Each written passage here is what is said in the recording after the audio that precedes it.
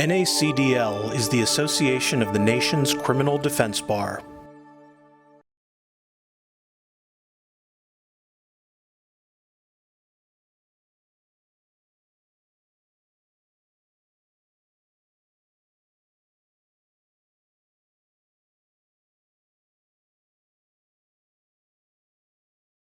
And good afternoon, everyone. Thank you so much for joining us for today's discussion. My name is Monica Reed. I have the pleasure of serving as the Director of Advocacy here at the National Association of Criminal Defense Lawyers. Again, thank you for joining. Today's webinar is going to be focusing on second look equals second chances, the case for reconsidering lengthy and other extreme sentences.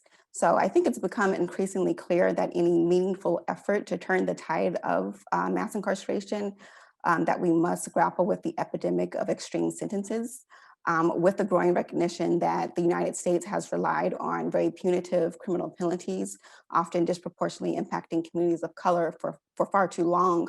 Lawmakers really have an opportunity to remedy these wrongs, and adopting second look legislation is a step in alleviating some of the devastating impacts of mass incarceration. So it is this policy reform, second look sentencing, that is the topic of today's discussion. And we are very pleased to have today practitioners and advocates for today's panel discussion on second look sentencing. So we've divided the panel into four kind of parts, and each panelist will take each part. First, you'll hear from Nicole Porter. She is the Director of Advocacy at the Sentencing Project, who will get us started, and she'll be discussing how to go about advocating for second look and strategies to advance these types of reforms. After her, we'll hear from James Zeigler. He is the founder and executive director of the Second Look Project in DC. He will talk about DC's Second Look Sentence Review Law, as well as the recently passed Second Look Amendment Act. Following James, we'll hear from Greg Newburn. He is the director of state policy for Florida at FAM, and he will discuss some of the practical objections that we are commonly hearing regarding second look sentencing. And then we'll wrap up the first part of the discussion with JaneAnne Murray. She is co-chair of NACDL's Second Look Task Force, and co-chair of NACDL's Sentencing Committee, and heads NACDL's Trial Penalty Clemency Project. She is a criminal defense lawyer in Minneapolis, and professor at the University of Minnesota Law School, where she runs its Clemency Project. And JaneAnne will be discussing NACDL's recently as of December, released model second look legislation. Before I turn it over to Nicole, I just want to quickly go through a few housekeeping items. So one, we encourage you to introduce yourself in the chat. You can say your name, your organization, and where you're from. Please feel free to direct all of your questions to our panelists using the Q&A function. After we hear from our panelists, we can begin taking some of the audience questions, but we encourage you to use the Q&A function as opposed to the chat. And if you're directing a question to a specific presenter, please put their name in the Q&A along with your question. We have an hour, so we apologize if we don't get to all your questions, but don't worry, we'll be sharing the panelists' information at the end of the discussion. So hopefully you can follow up with anyone to get your questions answered. And with that, I'm going to start it off with our first presenter, which is Nicole Porter. Thank you so much, Monica. Good afternoon, everybody. And I want to thank Monica and the National Association for Criminal Defense Lawyers team for inviting me to the conversation today. The Sentencing Project launched its campaign to end life imprisonment at the end of 2018 and recently published a report, No End in Sight, that updates the national analysis on those serving life imprisonment. You all can find that on our website at endlifeimprisonment.org. For many who don't know, the Sentencing Project is a national research and advocacy organization. And while I'm based in DC, I'm going to talk about campaign efforts and strategies that are happening around the country. We're a bridge organization between the academy and the activists. And while behind each statistic, there are persons who are directly impacted between the intersection of policy and the criminal legal system that disappears them behind jails and prisons. And behind each percentage point is a Black man who's been disappeared behind walls. Behind each number is a young Latina girl who will visit her mother in a prison visitation room. And behind each data set is a neighborhood like the one I grew up in North Houston, in Northwest Harris County, where many of the folks I was raised with expected incarceration, particularly in their teens and early 20s. So can you go to the next slide, please? Thank you. And so today, a record 1 of every 7 people in the United States, and this is found in that report I mentioned earlier, 1 of every 7 people in US prisons is serving a life sentence. As of 2020, more than 200,000 persons were sentenced to life imprisonment or virtual life. Virtual life at the Sentencing Project we define as people sentenced to 50 years or longer. There are a mix of underlying practices that contribute to the reality, including mandatory minimums for certain offenses that result in a life prison term or excessive term of years, and also the elimination of parole in several states that undo the pathway of discretionary release. Life sentences began to accrue even before violent crime rates rose. Can you go to the next slide, please? So you can see here that the number of people sentenced to life without parole has grown significantly compared to those sentenced to life with parole. And yet still, there are too many people sentenced to life imprisonment overall. Again, that number is over 200,000, and we have more people today serving life sentences than were actually in prison in total in 1970. That's at the federal and state level. Because of those underlying causes that lengthen prison terms, there are a range of reforms that that I'm looking forward to engaging with you all on to address and challenge life imprisonment, including statutory expansions for release and parole. I know we're going to hear from James about DC. There's similar efforts underway in California and Connecticut. There's also local strategies that I want to focus a little bit of my comments on.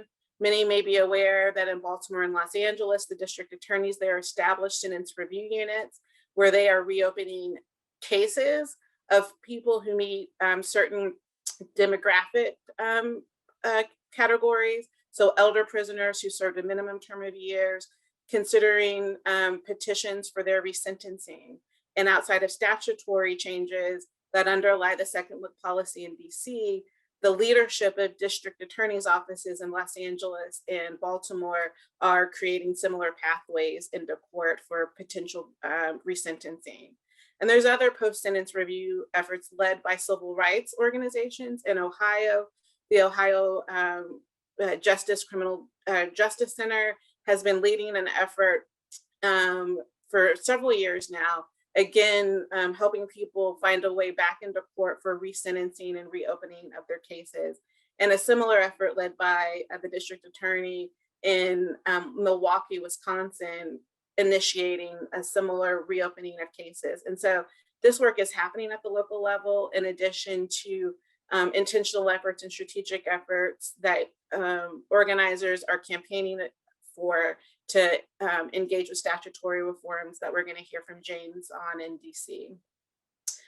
So, I wanted to highlight this in particular because if you take a look at this chart, you'll see that an increase in life imprisonment actually predated the increase in violent crime. And so that adoption of mixed policy reforms in the 70s and the early 80s that contributed to lengthening terms of confinement and has helped to, power a growth of imprisonment that contributes to the United States having such a high rate of incarceration compared to other Western democracies is a significant issue in driving the large number of people that are currently in prison on life prison terms. And so this analysis, should really help underlie and help shift the narrative around why these policies are so unfair and so extreme and are immoral in many instances and have to completely be challenged in order to undo the mass imprisonment that that we're going through in the United States. Can you go to the next slide, please?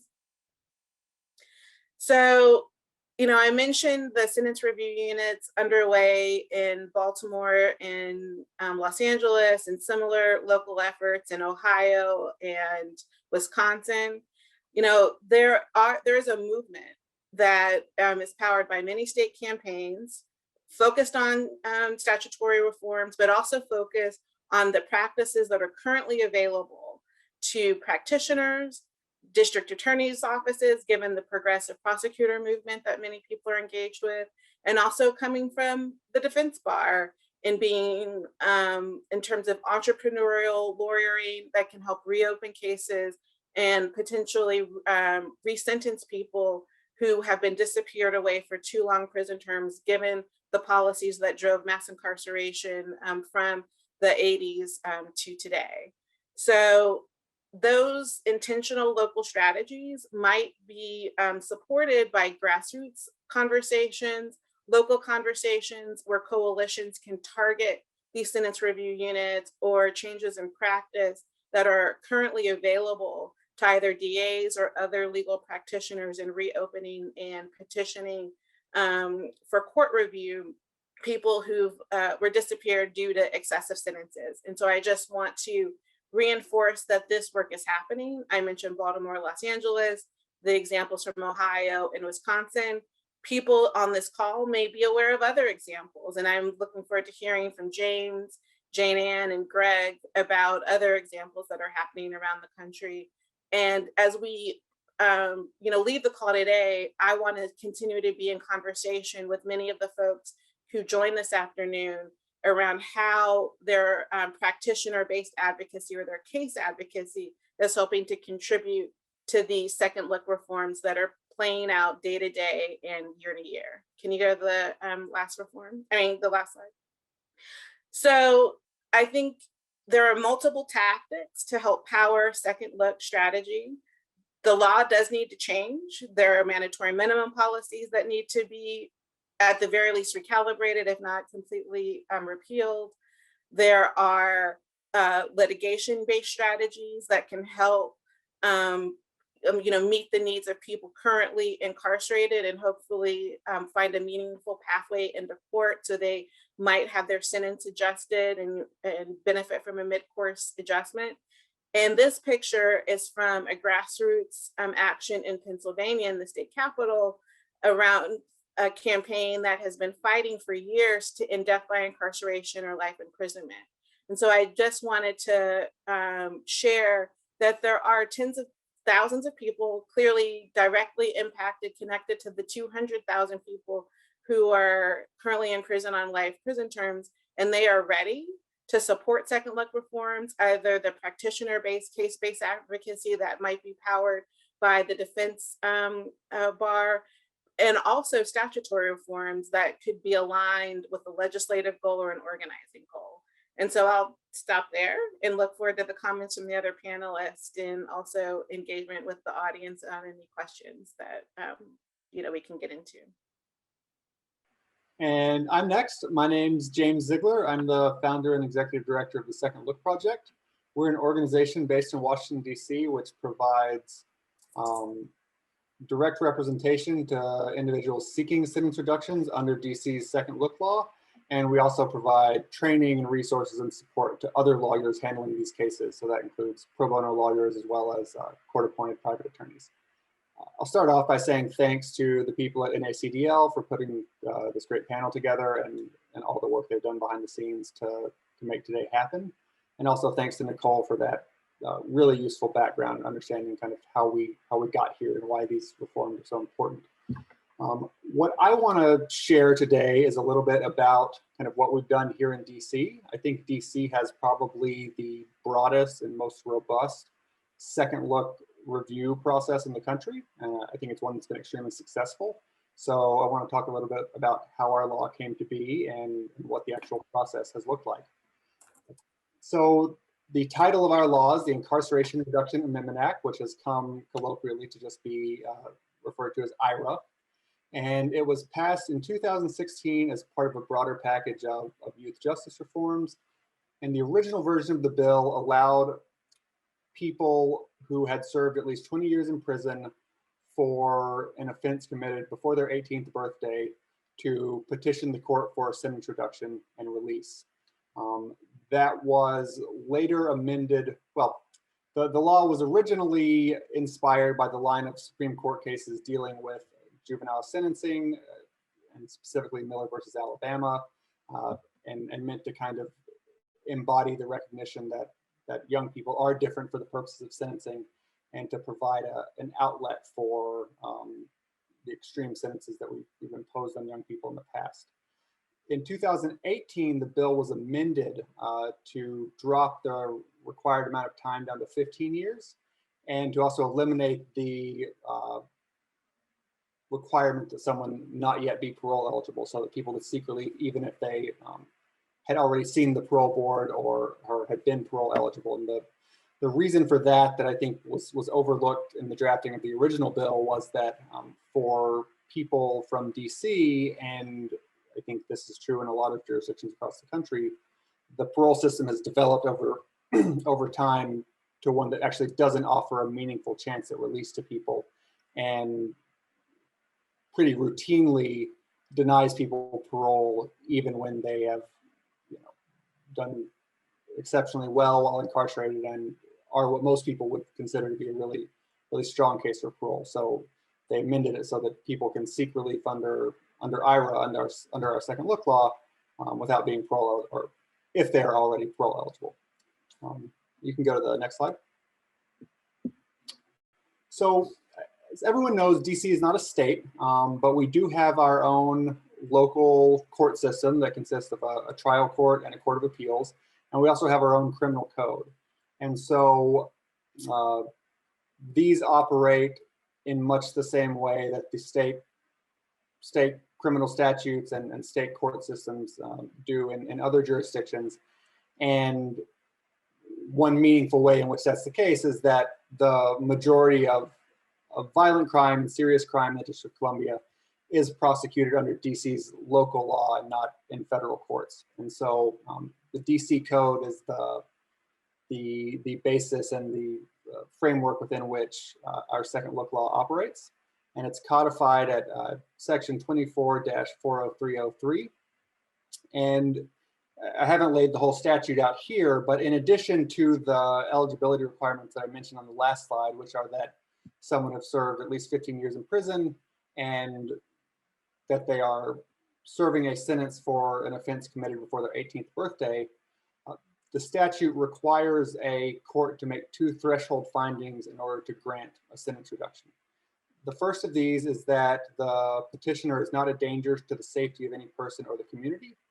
And the second is that the interests of justice warrant a sentence modification. And what we've seen in practice since the law has gone into effect and judges have begun to interpret the statute is that the primary inquiry is almost always really about dangerousness, and that because of the statute's other factors and the way it's been applied, once a court makes that finding that someone is not a danger to the community, almost without exception, I think a finding that the interests of justice support a sentence modification follows. So it's not the only thing we're dealing with in these cases, but the focus really is very heavily placed on whether or not someone can be safely released. And to inform the court's decision on those two threshold factors, the statute lists 11 sub-factors for the court to consider in making those decisions. And it's really a very kind of all-encompassing list that directs the court to look at a client's entire life, which includes their childhood social history, any histories of abuse or neglect, or kind of negative environmental influences, circumstances around the offense itself, the client's life post-offense and while they've been incarcerated, and as well as a kind of catch-all provision that allows a court to consider anything else that it deems relevant. So it really identifies some specific factors that the council, that the legislature intended the court to focus on, but it allows the court pretty much unlimited discretion on the things that it can consider. And one important thing about our statute is that it doesn't require prosecutorial approval or cooperation in order for the court to grant a sentence reduction. And in fact, the prosecutors have almost always opposed these cases. So it's the way it's drafted, and we are always eager to kind of share this with other jurisdictions that are exploring these reforms, is one that really creates a robust kind of analytical framework in which these cases are viewed by the court that really improves petitioners' chance at release. You can go to the next slide. Just to give a real brief rundown of what practice in these cases looks like, it is a judicial review process, which means someone who's eligible under the law files a motion with the trial court and with either the original sentencing judge, or if that judge is retired, with whatever judge is kind of taken over their cases. And what that process looks like is that first, people are entitled to counsel in these proceedings. They operate like most other kind of post-conviction proceedings. Importantly, though it's not explicitly laid out in the statute, our courts have also adopted a practice by which people have a right to appointed counsel. So if you can't afford a lawyer to represent you in your IRAA case, the court will appoint someone. And I think this is important because when you're talking about a population of people who have been incarcerated for decades and have been incarcerated since they were very young, overwhelmingly you're going to be talking about people who are indigent by that point. So the court does appoint counsel in these cases. And when you get one of these cases, essentially what you're doing is developing a comprehensive mitigation case so that you can tell your client's life story to the court in a way that is compelling and convinces a judge that your client is someone who doesn't need to be incarcerated any longer. And to do this, you go through, of course, there's the review of records, usually decades worth of records, stretching back to your client's childhood up until, throughout the course of their incarceration. We also use, in most of these cases, a type of practitioner called a mitigation specialist. And some of you may be familiar with mitigation specialists. They're a type of practitioner that kind of arose in the capital defense context. And what they are is really highly specialized sentencing advocates that are able to put together a very kind of comprehensive and sophisticated kind of narrative of your client's life to support not just at sentencing, but here in these cases, they apply those same skills in support of a resentencing. And we also, as part of these cases, have to develop a reentry plan for clients, because one of the biggest things, even for judges who might otherwise be inclined to release a client, is that they're going to want to know, if I release this person, where are they going to live? What are they going to do with their time? How are they going to find a job? What kind of resources and organizations and supports are they going to be connected to? So as a standard part of practice in these cases, we're lining up that plan for clients so that if they are able to come home, that's in place for them and we can show that to the court.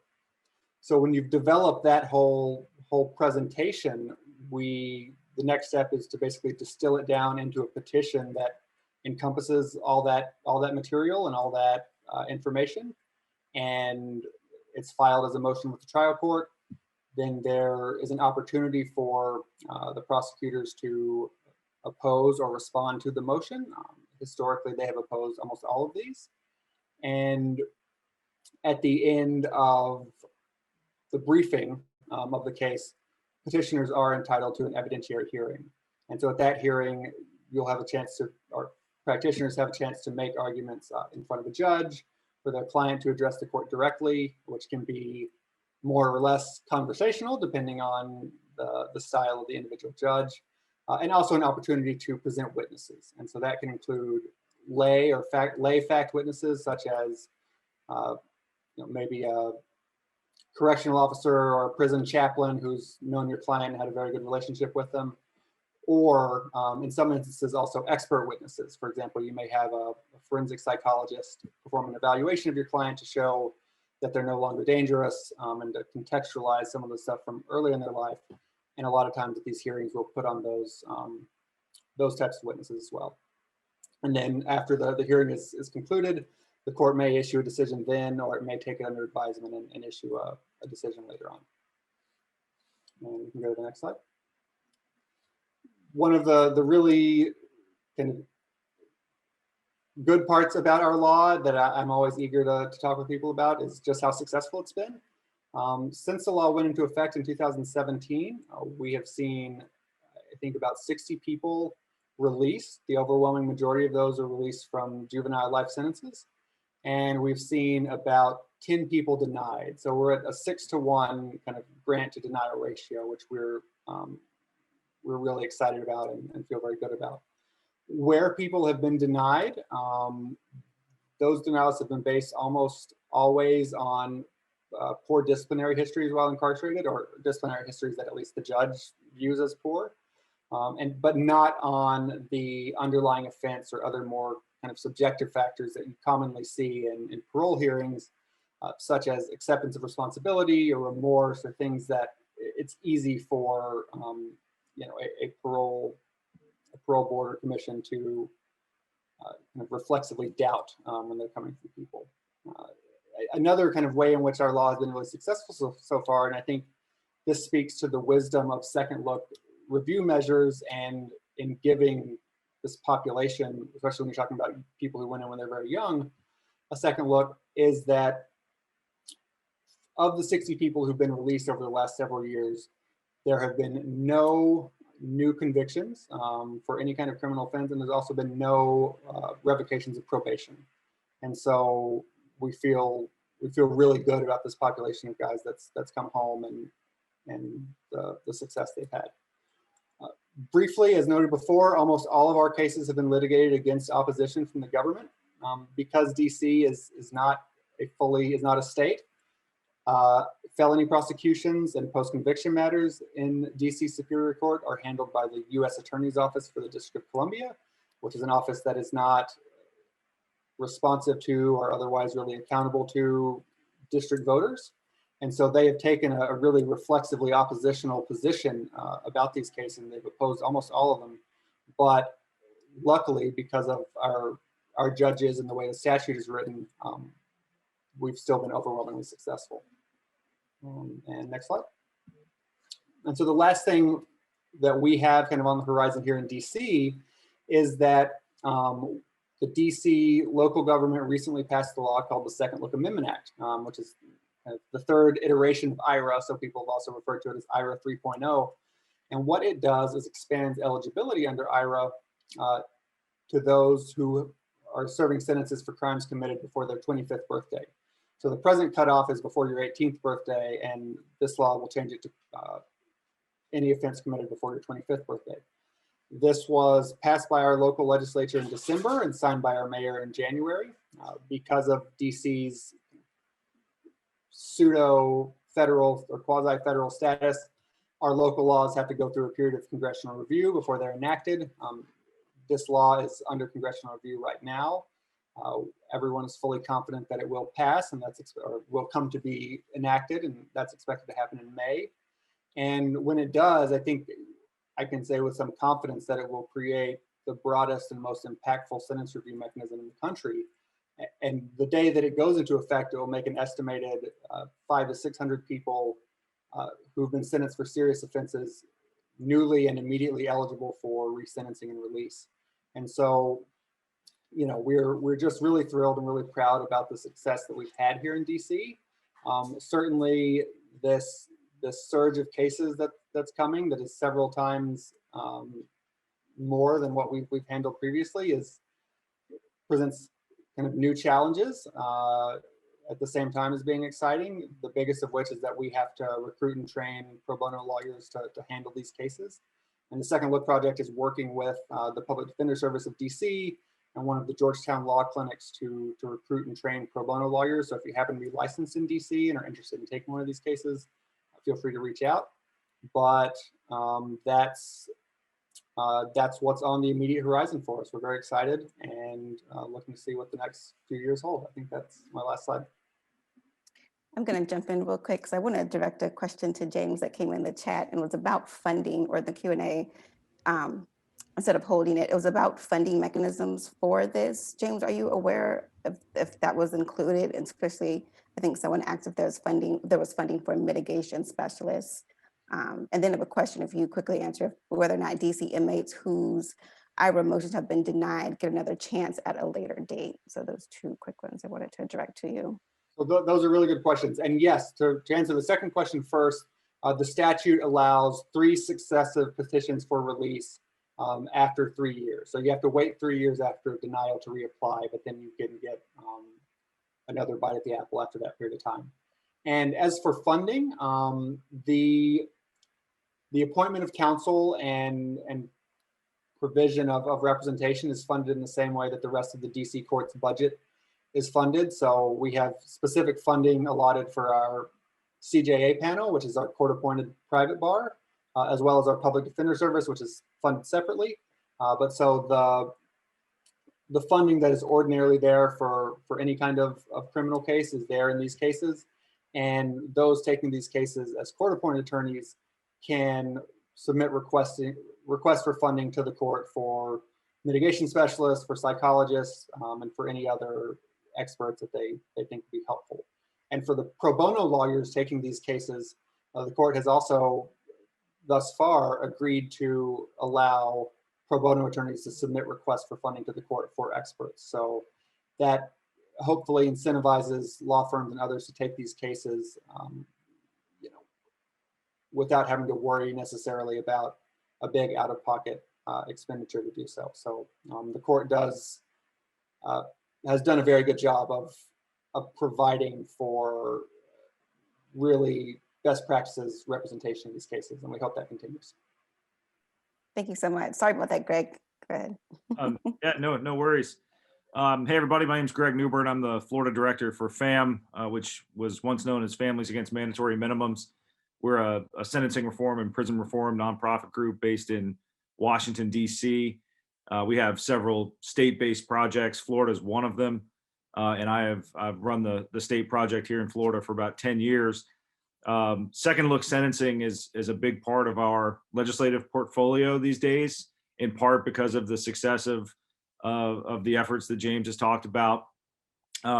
It's become sort of a hot item legislatively around the country, with bills filed in several states, including here in Florida, again, sort of based on the success of the DC program and a couple of other similar programs around the country. But before the government has an opportunity to object to like every single motion that's filed under one of these second look laws, you have to create the mechanism for the second look in the first place. And that often takes an act of the legislature or some governing body. And and James is certainly familiar with this, when you propose a second look mechanism, you're going to get some objections, usually from law enforcement special interest groups who are entrenched and want to protect the status quo. These are typically very powerful special interest groups, so it can be a difficult task to overcome some of these things. So what I wanted to do here, and by the way, it looks like I was just looking at this slide here, and it sort of makes it look as though I might be the one objecting and providing sort of the devil's advocate position. I want to make very clear that I and FAM, we are all full-throated advocates of second look sentencing.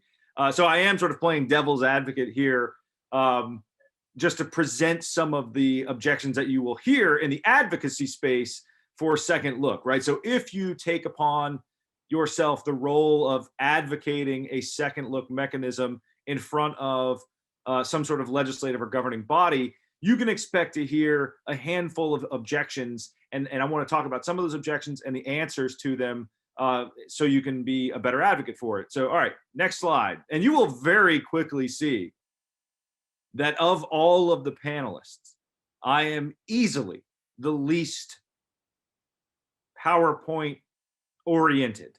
So thank you to everyone at NACDL, first for having me on this. I really appreciate the invitation, but also for taking what was a 5-year-old's PowerPoint slide and turning it into something that is at least usable for this purpose. So I appreciate that. So all right, so there are two sort of broad buckets of objections here. One is theoretical and the other is practical. And as you can see on the slide, the theoretical would be what we call finality and separation of powers, or constitutional issues. And then there are some practical objections. And as you can see there, those would be like overloaded courts and like, well, maybe judges aren't really the right person here. And then we'll talk about the last one there, the effect on victims. All right, so we'll get into it here. Next slide, and we'll look at the theoretical objections. The first one is finality. I think probably most people on this call probably know something about finality, but if you don't, finality is basically the idea that some legal judgment, a conviction or a sentence or whatever, should not be revisited after some point. Typically, it's after courts have completed the direct review of the case. But basically, the idea is like at some point, we sort of have to just call the game. And if we've looked at this case and courts have signed off on it and they've affirmed the conviction and they've affirmed the sentence and it's a legal sentence and so on, at some point, whether it's resources or whether it's, effect on victims or whatever, at some point, we just have to call the game. And that is what we mean by finality. So people who object to second look sentencing often say that second look undermines finality.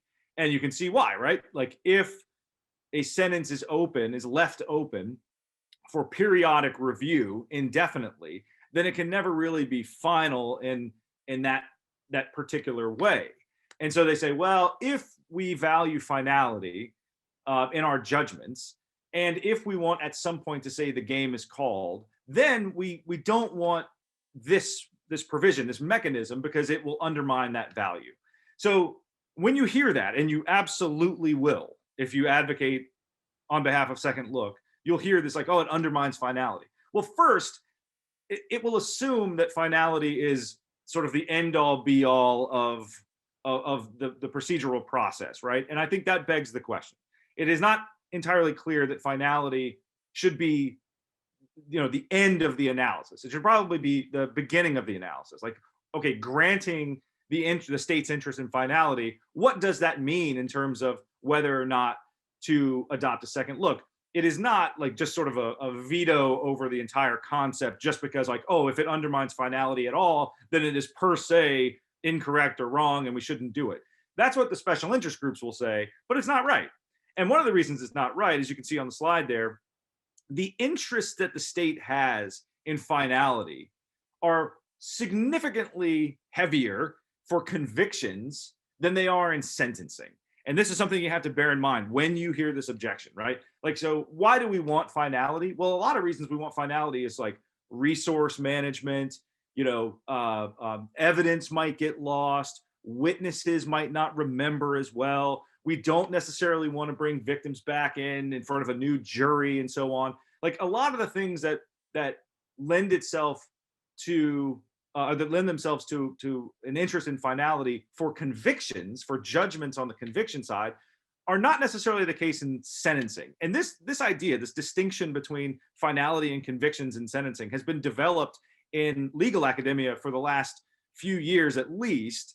And it's sort of emerged as the dominant view, I think, in the legal academy, where like we will recognize that the state has an interest in finality. We're not saying that that's not important, but the interests that the state has in finality are not necessarily there in sentencing, right? So like if you think about a trial is necessarily backwards looking, right? It's a binary, and Doug Berman has a great paper on this, which you'll see at the end. It's a binary question of whether the defendant did it or not, right? Is the defendant guilty or not? It's a binary question, and it's essentially backward looking. Whereas sentencing is, in a lot of ways, essentially forward looking. It's about, even if we're thinking about punishment and retribution, it's essentially forward looking. What effect will it have on this person going forward? What effect will it have on this person's rehabilitation, on their lives going forward? And so like there is that fundamental distinction between the judgment, which is binary and it's once it's done, and sentencing, which is again essentially ongoing. So I'm not going to get into all of the reasons that people who have looked at this question have made the relevant distinction between conviction and sentencing, and have sort of come to the conclusion that sentencing second looks don't undermine the state's interest in finality. But as you can see in some of the materials that are posted on the NACDL site or at the end of the slide here, you should look into it. And when you start advocating for second look, you can make these arguments and just know that they're out there to overcome. And I believe they're compelling too, otherwise I wouldn't make them. But you can see that the argument against finality, I don't think holds. All right, next one. And I apologize if I'm going too fast, but we got a lot of stuff to get through and not a lot of time to do it. This one is a big one, separation of powers. You're going to hear this a lot. That people are basically going to say, okay, yeah, fine, I'm okay with it, but man, I really wish we could do it, but it's unconstitutional. Geez, shucks. Well, they're not. That's not right, right? Like they were going to tell you like, oh, well, second look. Basically, what you're doing is is infringing on the exclusive power of the executive branch to grant pardons and grant commutations.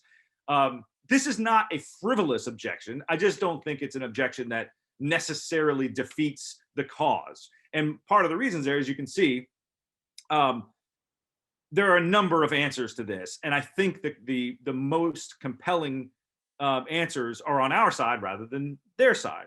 And as you can see, like, and I'm not going to go through each of these things, but federal courts have looked at this.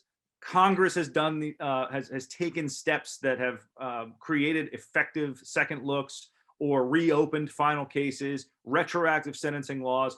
All they've done this under the rubric of, well, it's not. We'll put it this way: if they couldn't do it because the Constitution denied it, then they wouldn't do it and it wouldn't have been upheld. But they have done it and it has been upheld, so it isn't unconstitutional under that theory. So at the federal level, I think it's pretty clear, and the Department of Justice doesn't even make this argument anymore that that it infringes on the exclusive executive power. It's pretty clear at the federal level that this power does exist and it does not infringe on the exclusive executive power to grant commutation. More, they basically say it's like within the legislative prerogative to define crimes and sentences, and within the judicial branch to be able to make and modify judgments. At the state level, you've seen some similar things. Maryland has a provision or a rule of procedure that allows judges to go back and modify sentences.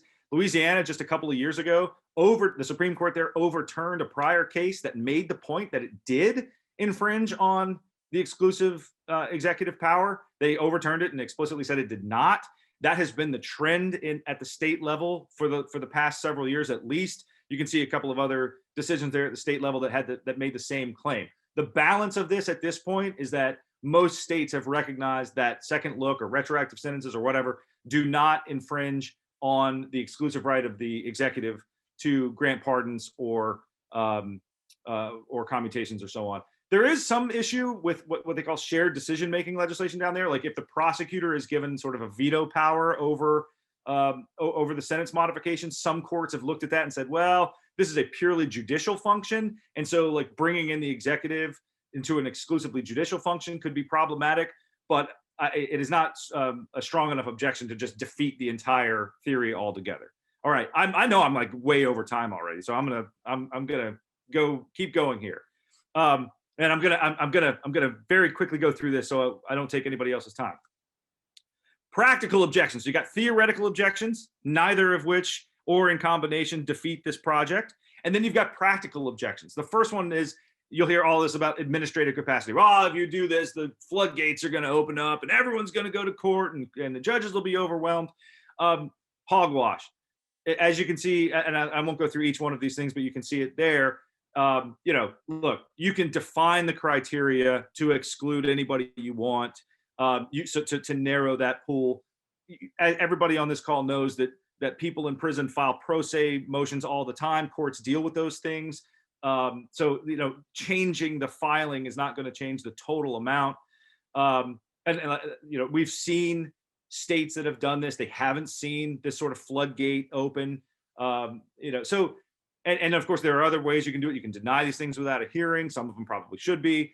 And then there's the basic idea of, even if they are right that this would open the floodgates temporarily, ultimately you're just burdening one part of the system by reducing the burden on the other. And you're talking about a temporary increased workload on the courts to reduce significantly and over the long term the burden on the prison system from unnecessary incarceration and keeping all of these people in prison, especially the lifers who are going to take up a ton of resources over the long haul. On net, there's no doubt that on net, this is a resource saver, not a resource taker. Okay, next one. This is one you're also going to hear, right? Like, oh, well, even if I buy that maybe some of these guys should be released a little sooner. Well, I don't believe that judges are in the right position to do this. Maybe we should it should be parole boards, it should be clemency boards, or judges reopening the sentence and going back to court is not the place to do it. This ultimately is a political question. It's a normative question. It's not a totally unreasonable objection. But again, I don't think it defeats the project. judges, I think, are in a lot of ways the best possible person to do this. Sometimes, not always, but sometimes it's going to be the same judge who sentenced the person in the first place. Now, that's not to say they'll remember all the facts, but sometimes it's the same judge using the same sort of, balancing of all the competing interests and so on. But even if it isn't the same judge, you're in roughly the same normative category, right? You're in roughly the place where we're balancing competing interests and trying to figure out what the right sentence should be. And since that person is the best procedural actor at the front end, the argument is that it should be the same procedural actor at the back end. One of the objections is like, well, part of this is based on rehabilitation. It's based on, rehabilitative programming in prisons, and judges aren't the best position to know that. But again, when you factor in the totality of the circumstances, they're not wholly ignorant of these things. They can have them in evidentiary hearings. You can make the case that, why this programming is better or worse. But in the totality of the circumstances, using the same system actor that sentenced at the front end makes sense on the back end as well. All right, next one. And this, again, so I think this is the most salient objection here, right? Like, I think this is the most difficult one. This is the one you're going to hear most often. What about victims? What about the victim of sexual assault or the murder victim's family? Why would you want to make them relitigate this offense, or relitigate this tragedy and relive this tragedy, all only to just give this criminal some time off? That's what you're going to hear over and over and over again. And I think this really is the most difficult one. In part, resentencing really does mean relitigating some relevant parts of the offense. I think victims do have legitimate expectations and finality and so on. I would say, as the slide says there, that the right way to approach this is that to say those interests should not control the outcome, right? They should be relevant potentially to the outcome, but it shouldn't act as a pre-veto on everything and say, oh, if the victim's against it, or if it might burden the victim in any way, then we should just throw this entire project overboard. It should be weighed against other legitimate interests, interests in justice, interests in liberty. These are perfectly valid and legitimate interests, and to throw those overboard just because some other actor in the process has other legitimate interests, to me, is not the way to approach this. And it begs the question just to say, if the victim has a problem with it, or if the victim would be burdened, then we cannot we cannot even think about it doing anything to the contrary. I think you can overcome a lot of this by relevant notice and input from the victims, making sure that they're not blindsided by it, making sure that at every stage of the procedural process, they're aware that this sort of thing might happen. A lot of times the victim problem is really just a disconnect between expectations and reality. So as long as the victims are made aware of all of the relevant outcomes, you're probably going to mitigate a lot of the problems with the victims.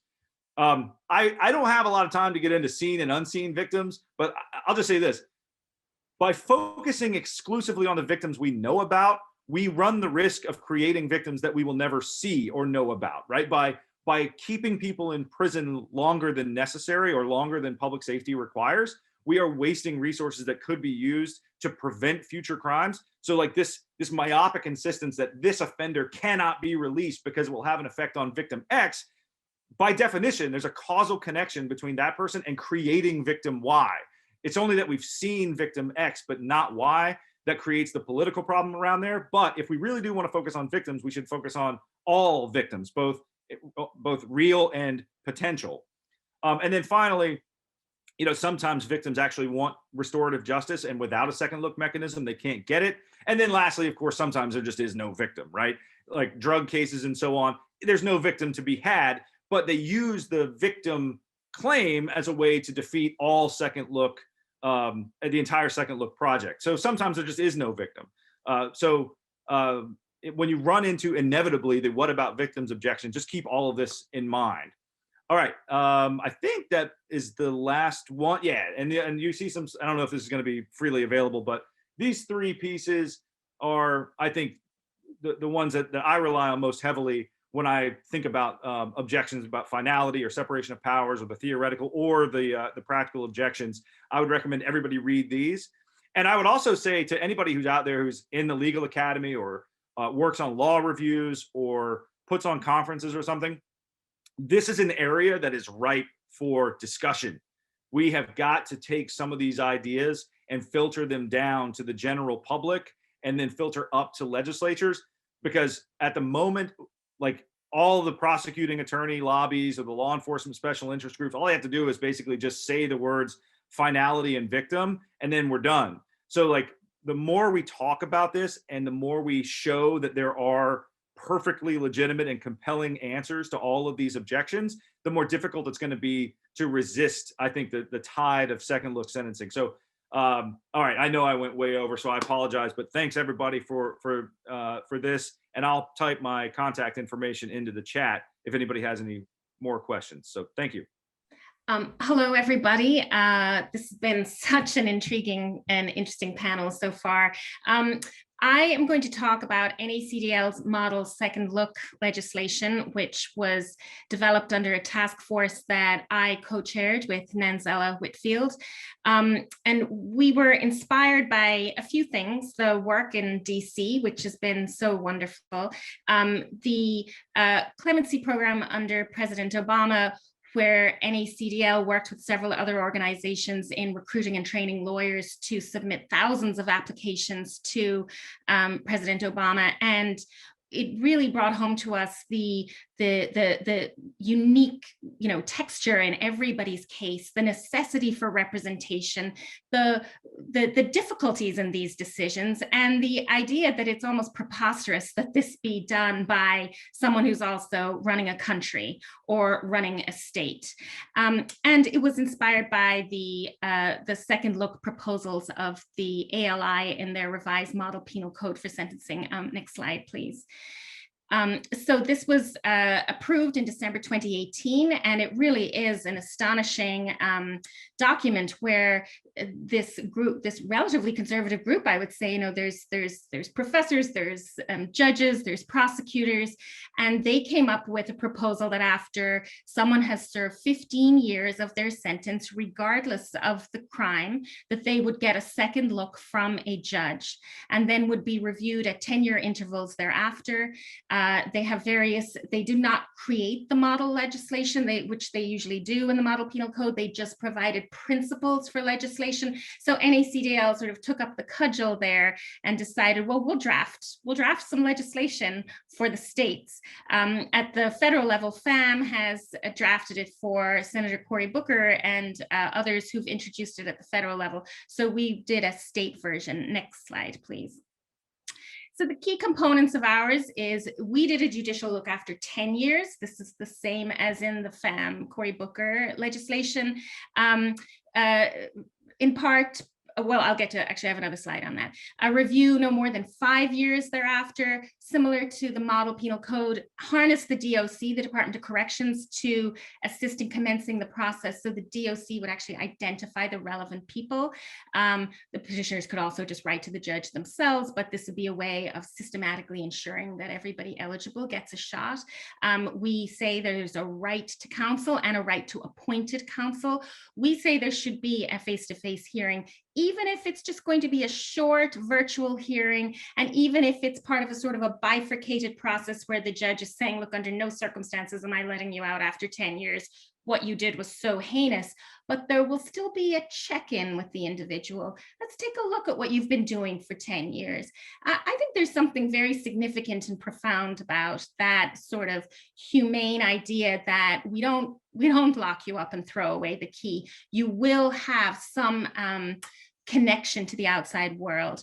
We set forth the factors, we talk about victim participation, appellate review, and it's animated by principles of humility. This is one of the key components in the model penal code.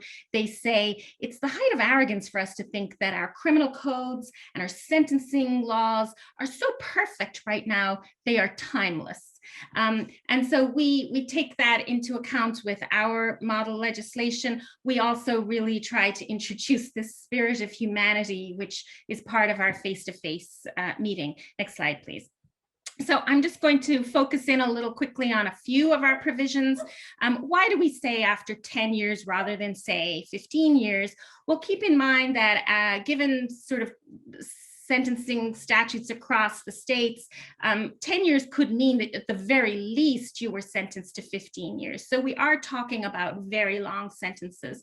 And just the idea that somebody doesn't have one check-in with the outside world, the outside legal system for 10 years potentially is something that I think we really want to address. That there should be, create a check-in, even if it's going to be just pro forma at the moment, because we believe, given what you did, and we can all imagine some of those terrible cases where, my goodness, there's no way that we could consider a second resentencing after 10 years, but still there is a check-in with them. And then it gives us an opportunity to, in that 10-year period, to apply any changes that were made over that 10 years. And we see at the federal level all the time, changes that are being made that would impact people who were just sentenced a few years ago. But if it's not made retroactive, they don't get the benefit of it. And so they are now serving a sentence they would not receive today. And I do believe that having people sitting in our prisons, languishing, serving sentences that they actually would not get today is just a moral stain that has to be addressed. Next slide, please. Why representation? Well, this is probably a no-brainer for anybody watching this show, this presentation, and I won't go into it in too much detail, but it's very clear to us when we were working on CP 2014 that the pro se petitions, some of them were absolutely beautiful, but some of them missed important legal points that could be made, and some of them were often counterproductive, where the perception would be that the individual is trying to minimize their role in the crime, and that it's just so much better to have an extra layer, a professional layer coming in and making those arguments on behalf of the incarcerated individual, so they can really focus on what they've done in prison and what their plans are for the future. Let the argument be done by counsel. And many times we could be dealing with individuals who don't have the wherewithal, who are suffering from mental disabilities, could be suffering from dementia, could be seriously ill, and aren't able to put together that presentation on their own behalf. By the way, I just want to point out that lots of recent analogs, especially at the federal level, where large-scale representation is viable. We saw it under Obama's clemency program, where thousands of volunteer lawyers were mobilized to represent individuals. We see it with Drugs -2 at the federal level, where again, thousands of inmates got representation from CJA lawyers and federal defenders, and the court system was able to handle it, and nothing broke down. And we'll see in a moment, recidivism levels did not change as a result of those early releases. Next slide. So our process again involves we follow the model penal code that the Department of Corrections could identify eligible petitioners. As I say, we want at least some kind of face-to-face check-in. We also pick it goes to the original sentencing judge. Next slide. And we set forth a whole bunch of factors that we want the court to consider. And again, what we're trying to do here is really harness insights from social science about age, the youth brain, our understanding that those who are young were deserving of more lenient sentences because of diminished culpability, age at the time of the petition, recognizing that recidivism risks decrease with age, looking at the role in the offense, again, taking into account situations where the individual may have been laboring in an abusive relationship, for example, factors that for years were not fully considered by our courts, but we're beginning to recognize, taking into account changed public attitudes to drug offenses, and the necessity for such serious sentences. And we're not giving any time for Q&A, so I also do put in here that are they suffering from a trial penalty? Do they receive ineffective assistance of counsel? Is there an innocence issue? All things that don't get assessed today in habeas petitions. Next slide.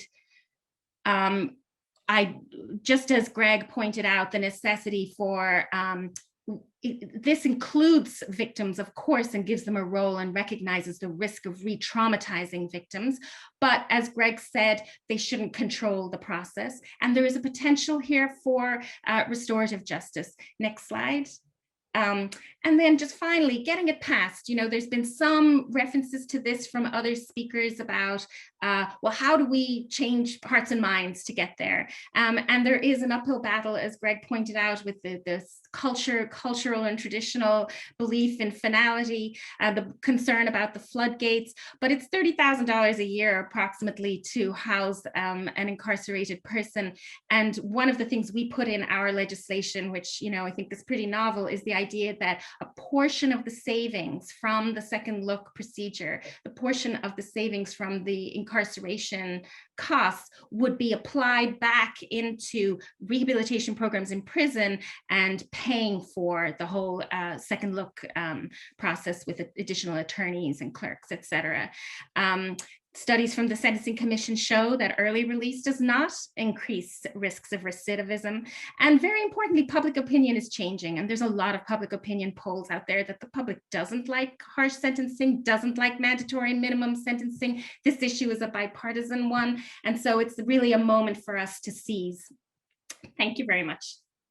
Thank you so much, JaneAnne. We are at time, but we've had some multitasking panelists who have been kind of answering some of the questions as it's gone along. So I do want to give, even though a minute or so for everyone to they have any closing remarks, considering everything they heard from one another, and to incorporate something in your closing remarks. So I saw a few questions or comments about why this may be juvenile or near juvenile specific. And so I know for us it's not, but I would give you the opportunity to say that. And then if this is if the strategy is being deployed crime specific.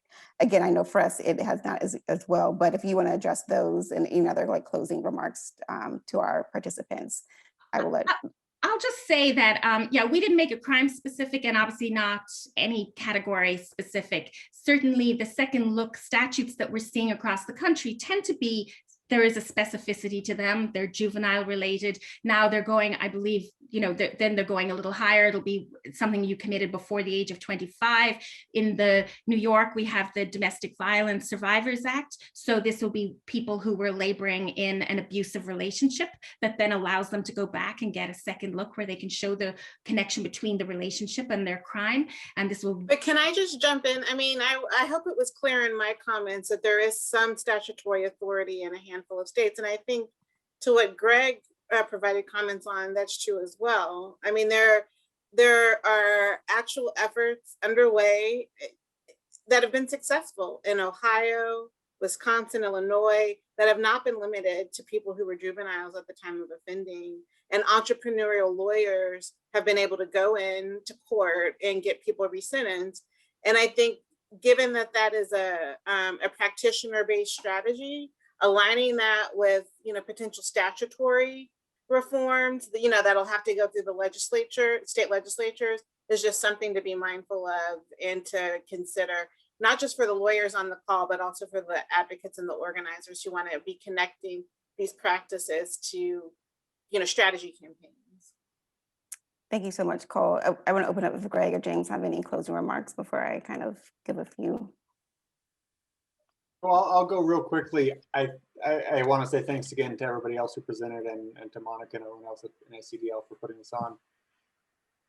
And this is somewhat biased or self-interested, I think, in probably saying this, but I do think these second look mechanisms are going to be one of the next big frontiers in criminal justice reform, because we can do a lot on the front end. We can change our sentencing practices. We can get rid of mandatory minimums, and all those things are important. But right now, we just have a ton of people in our prisons in this country, and a whole lot of those people for whom there's no justification to keep them there. And so what laws like this provide is a mechanism by which we can actually go through and find the people who don't need to be in prison anymore and simply stop incarcerating them, right? And the most obvious solution to mass incarceration is to just incarcerate less people, and this provides us a very direct way to do that.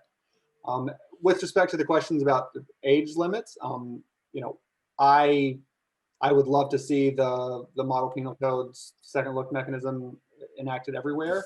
I think in DC, the laws that have been passed so far have been limited to age at the time of the offense, because that is, I think, it's not low hanging fruit politically, but it's lower hanging fruit than the entire population of people who are convicted of crimes. And so we have recently passed a compassionate release mechanism, which I think offers some avenues to resentencing for people who were not in that young age range when they committed their offenses. But my hope is that as these reforms continue to progress, that both here in DC and elsewhere, we see the second look being afforded to people who are, regardless of how old they were at the time of their offense. Yeah, just once again, thanks to Monica and NACDL for having me. I learned a lot.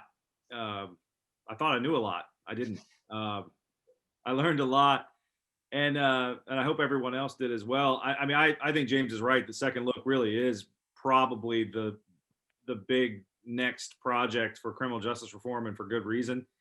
It solves a lot of the problems that are out there, and it does it in an efficient, transparent, and accountable way. And to Nicole's point, if you are a practitioner wherever, check your state laws, check your criminal procedure codes, be creative about how you might do this. Right? There might be some existing mechanism already. Just check the case law, check the criminal procedure rules, and check your statutes. And some of these things are like buried, like in Alabama or whatever. There's resentencing. You just have to sort of like really dig in there and look. Here in Florida, I mean, when I started this job, a lot of our defense lawyers, because of the way that our statutes were written, they thought that certain drug offenders didn't get gain time, but they do. You have to just sort of go in and find it. So second look is sort of similar. Look and see if there's something in your state. If there isn't, contact one of us and see if you're interested in pursuing a legislative effort to create that mechanism. We're all more than happy to help you in that advocacy role. That's what we do. Certainly, that's what we do at FAM. We've got a whole team of people who are like, oh, is something happening with second look in a state? Like, let's go help. So please get in touch with us, and we will help however we can. So thanks again, and hope to work with everybody soon.